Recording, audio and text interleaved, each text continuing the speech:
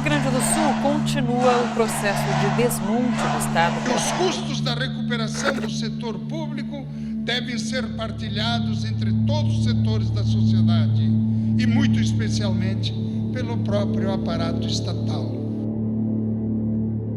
Foi aprovado na Assembleia Legislativa do Rio Grande do Sul o projeto de Lei 246, que extingue 6 fundações estatais e retira o emprego de 1.002 servidores públicos gaúchos.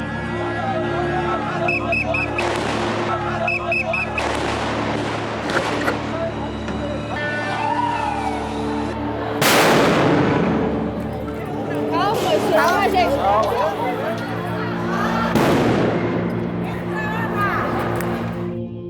Já tinha vivenciado um processo muito parecido, eu diria assim, praticamente idêntico, com os mesmos protagonistas, né? Porque foi janeiro, primeiro do governo Brito, início, né? Recente a tomada posse, ele chama uma sessão extraordinária, extingue CEDIC, Coab, e Cintia, e Caixa Econômica Estadual, enfim. Quem é que era líder do governo? Sartori. Teve diálogo? Não. Teve autoritarismo, teve soberba, teve prepotência. A extinção das fundações públicas do Estado do Rio Grande do Sul é um episódio difícil de entender, difícil de se abordar com uma certa racionalidade. Talvez um dos casos mais graves é o da Sintec, da Fundação de Ciência e Tecnologia, que foi uma luta antiga, que começou lá nos anos 40, com a fundação do Centro Tecnológico do Estado, que depois em 72 virou Sintec. E eu pessoalmente acompanhei desde o início o trabalho que a Sintec fez, que eu acho um caso exemplar assim, para mostrar a importância dessa fundação. Foram os primeiros estudos sobre a implantação de um polo petroquímico no Rio Grande do Sul, numa época em que a palavra petroquímica era uma palavra desconhecida no Rio Grande do Sul. O Rio Grande do Sul não tem petróleo.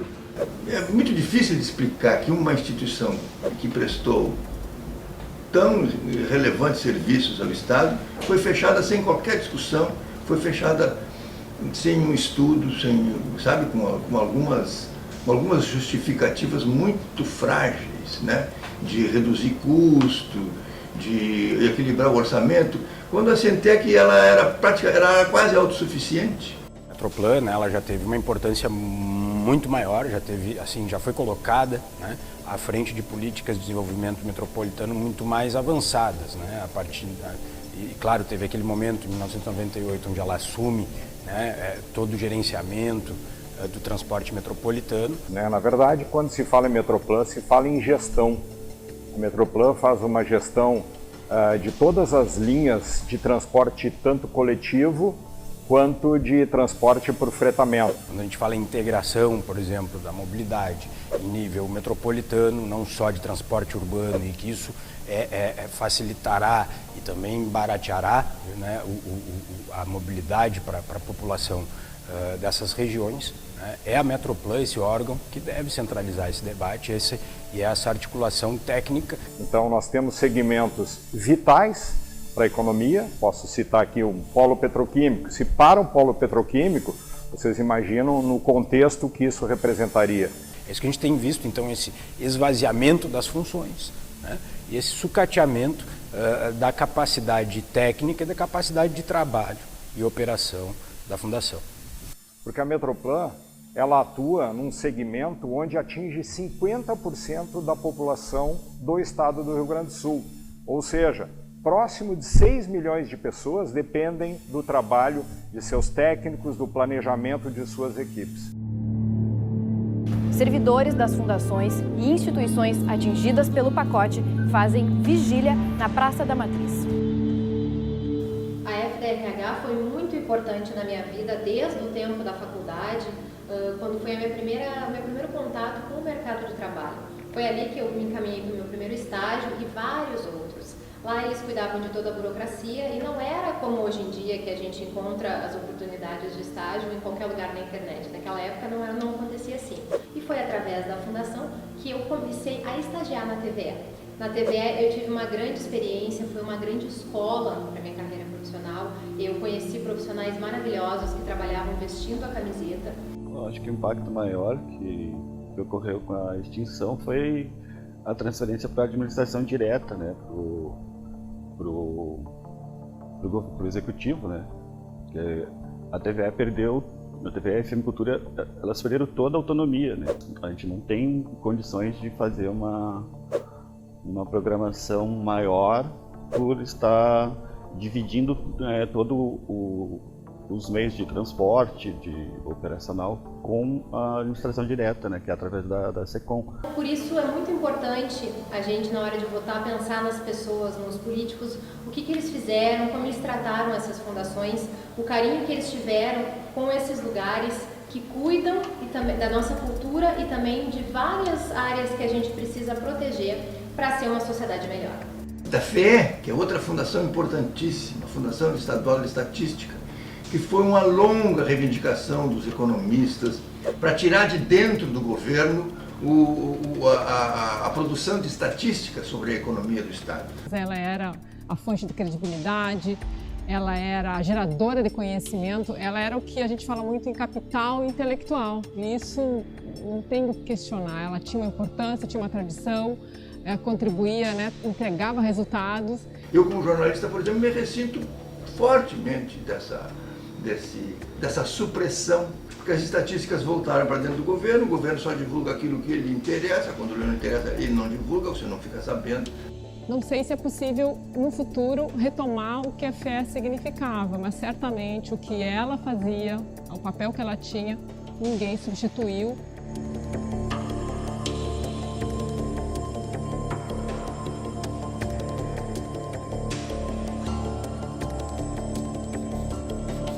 Bom, a Fundação Zoobotânica, né, que reúne Museu de Ciências Naturais, Jardim Botânico e Zoológico, vem desempenhando um papel fundamental na pesquisa científica, na manutenção de acervos e também na conservação da biodiversidade.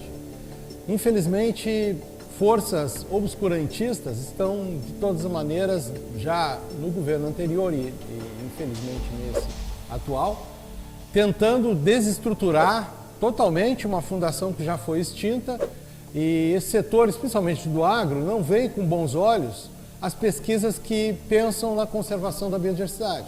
O Estado teve uma perda e o mais grave, essa perda foi, com exceção dos funcionários das fundações que reagiram e criaram um movimento para tentar esclarecer a opinião pública, praticamente ninguém reagiu. Tá? Foi aceito, a imprensa aceitou, as lideranças políticas aceitaram. E também é incompreensível para mim que o governador Eduardo Leite, que é um homem esclarecido, não tenha revertido esse processo, não tenha organizado um grupo para estudar essa situação e reverter, pelo menos dessas fundações mais importantes e mais decisivas. Tem gente que está vendo a sua vida ser destruída, jovens que tinham feito seus concursos, que tinham seus planos, pais recentes, mães recentes, pessoas pensando, fazendo 1000 planos e tudo desmoronando. Então foi uma cena, foi um final de ano, foi um presente de Natal que nós dissemos jamais esqueceremos. Se jogou fora toda uma cultura que tinha de pesquisa, de análises e de questionamentos. Foi tudo fora, vai se começar tudo do zero. Nós perdemos. Mas quem perdeu muito foi a sociedade gaúcha, porque perdemos profissionais, trabalhos importantes que faziam alavancar o desenvolvimento do nosso estado. Então, de fato, é um dia para jamais ser esquecido.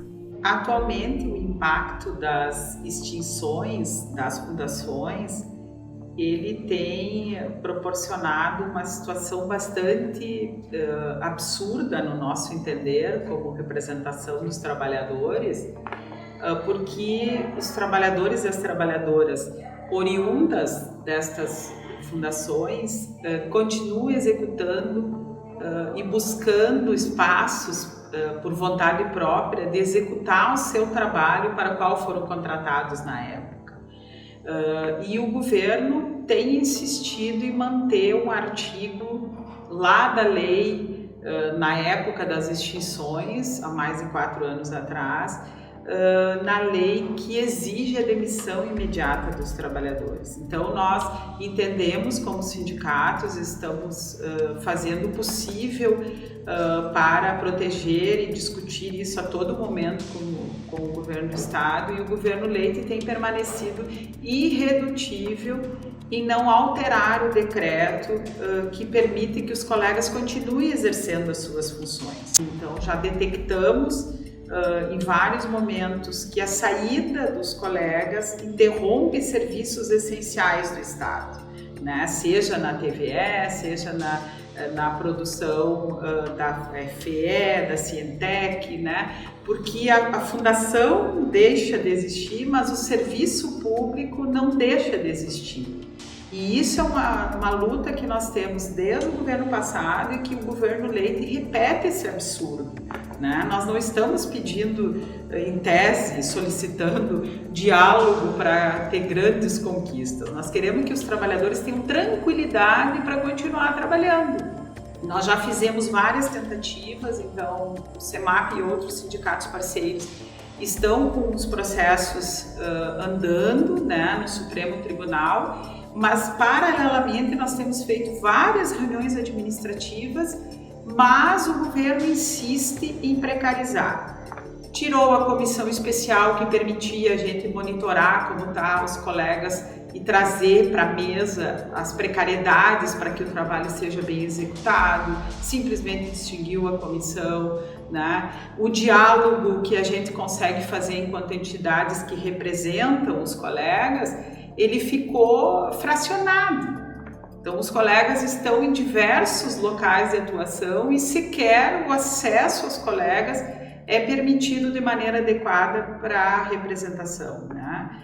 Então, nós pensamos de maneira muito forte de que o governo tem ampliado essa perseguição ao correto atendimento do serviço público para as pessoas. Parabenizar só os colegas para fechar, dizendo que todos os colegas que permanecem estão firmes, mostrando para a sociedade que esse nosso trabalho tem valor.